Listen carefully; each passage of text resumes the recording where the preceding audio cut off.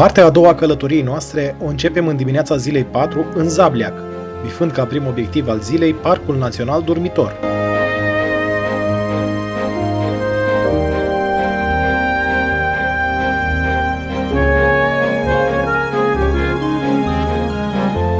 Masivul Dormitor este situat în nord-vestul Muntenegrului, ce face parte din Alpii din Arici. Cel mai înalt vârf al său, Bobotov, are o înălțime de 2523 de metri. Masivul este limitat de canionul râului Tara la nord, râul Piva la vest și de canionul râului Comarnița la sud. La est, Dormitor se deschide într-un platou înalt de 1500 de metri.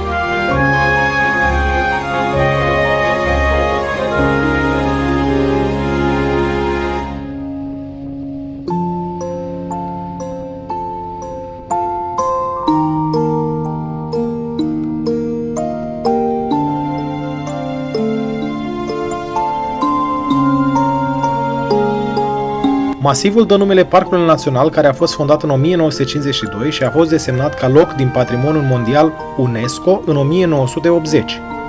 Parcul Național Dormitor are 48 de vârfuri și peste 2000 de metri și 18 lacuri glaciare.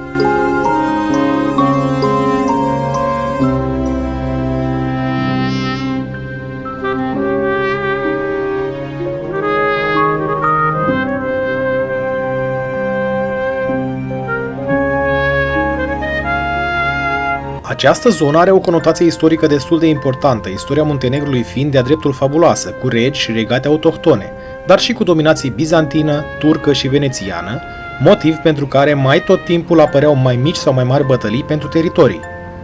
Chiar aici, în Parcul Dormitor, a avut loc una din cele mai mari bătălii în timpul celui de-al doilea război mondial, când partizanii lui Tito au fost măcelăriți în urma invaziei germane. Aceasta a fost perioada când cei 50 de kilometri de drum au fost construiți și dăinuie până în zilele noastre, aducându-ne bucurie și libertate în acest peisaj fabulos.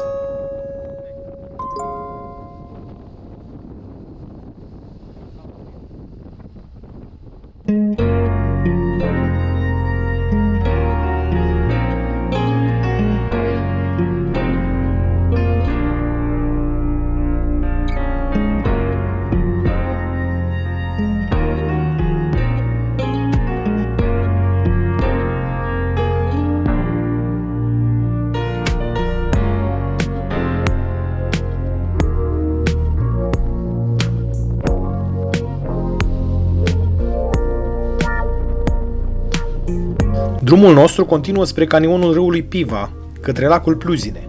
Aici avem un nou drum sinuos, însă cu foarte mari diferențe de nivel, tuneluri săpate în stâncă și pe fundal lacul albastru azuriu, culoare dată de roca calcaroasă de pe fundul acestuia.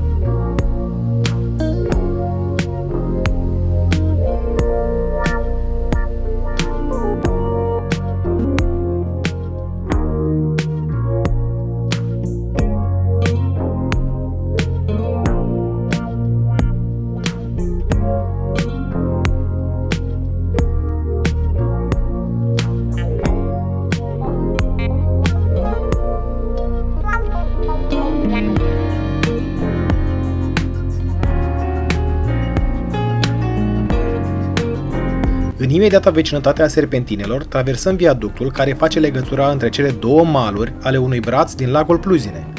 La capătul viaductului, observăm că și aici se practică sporturi extreme, tiroliana fiind încinsă de către doi turiști.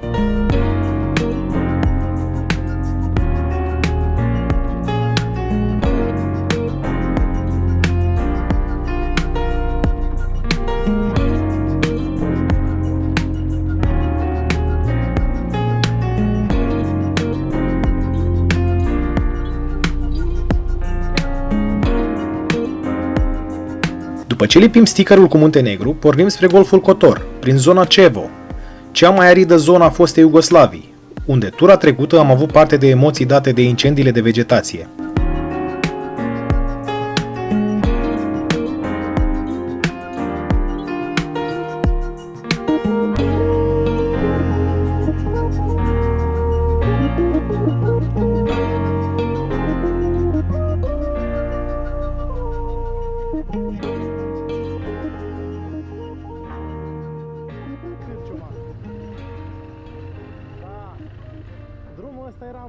Nu puteam să trec prin zonă și să nu opresc la cea mai veche cafenea din Muntenegru, restaurantul Kod Pera na Bukovica.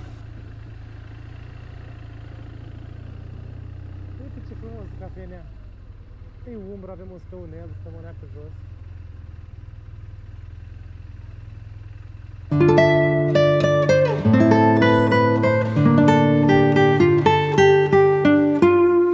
Taverna este cea mai veche clădire de acest tip din Muntenegru, care a primit licență de funcționare încă din 1881 și de atunci funcționează aproape continuu, fiind moștenită și deținută de familia Milosevic, care sunt și fondatorii acesteia.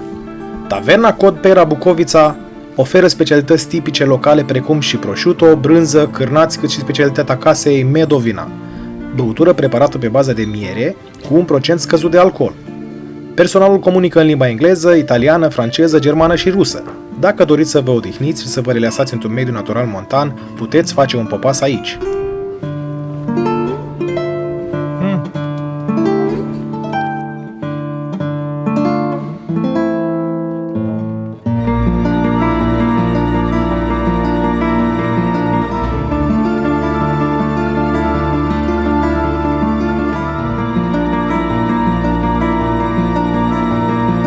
După pauza de la tavernă, în numai 20 de minute am ajuns la viewpoint-ul cu Golful Kotor. Această zonă mi-amintește de călătoria mea din 2017, când zona nu beneficia de aceeași infrastructură și întreținere. Din acest loc avem vizibilitate spre Golful Kotor, cât și spre coasta muntenegreană, spre Budva și Bar. Spectacolul oferit de zonele de la înaltă altitudine ne atrag în a ne opri, a fotografia și filma golful din fel de perspective.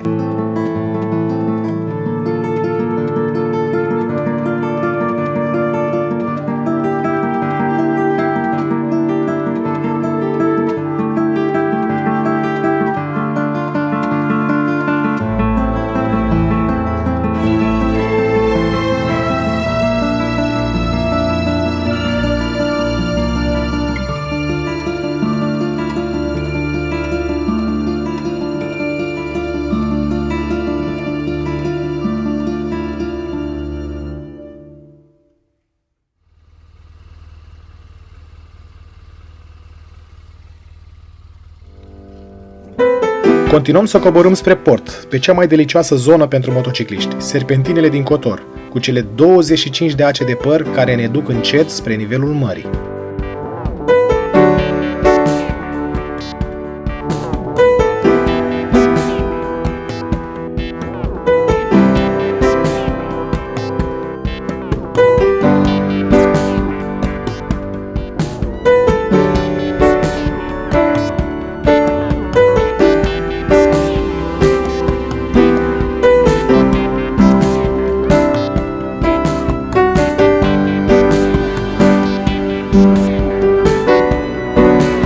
În jurul orei 17 am reușit să ajungem în portul Kotor.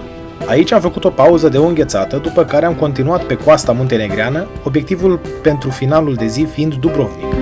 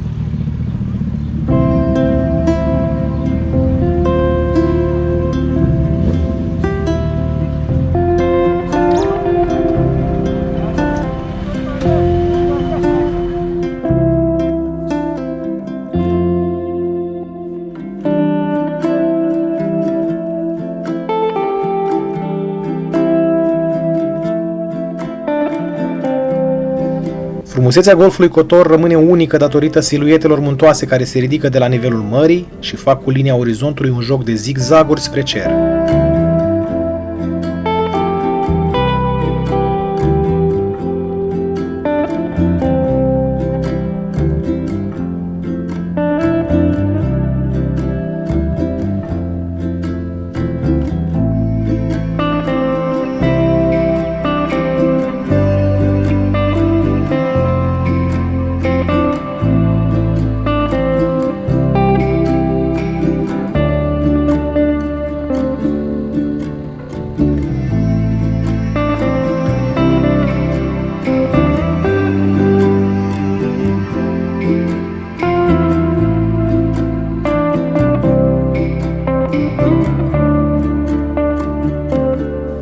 La ora 19 am trecut prin granița dintre Muntenegru și Croația. Odată cu lăsarea întunericului, am revenit din nou pe coasta Mării Adriatice, de această dată în Dubrovnik, unde urma să ne cazăm pentru 2 nopți.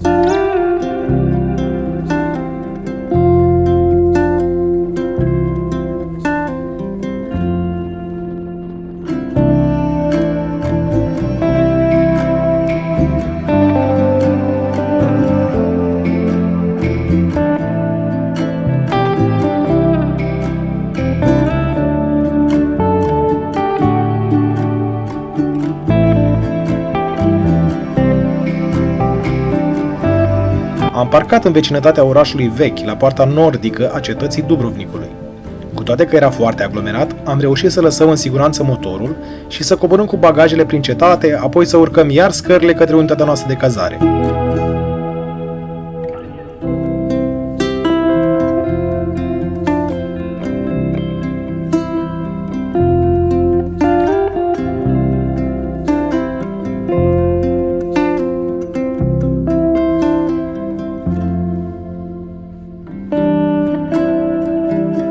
În filmul următor veți vedea cu ce ne-am încărcat timpul în Dubrovnik. De aceea, vă invităm să vă abonați la canalul nostru și să urmăriți partea a 3-a a călătoriei pe 2 roți în Croația.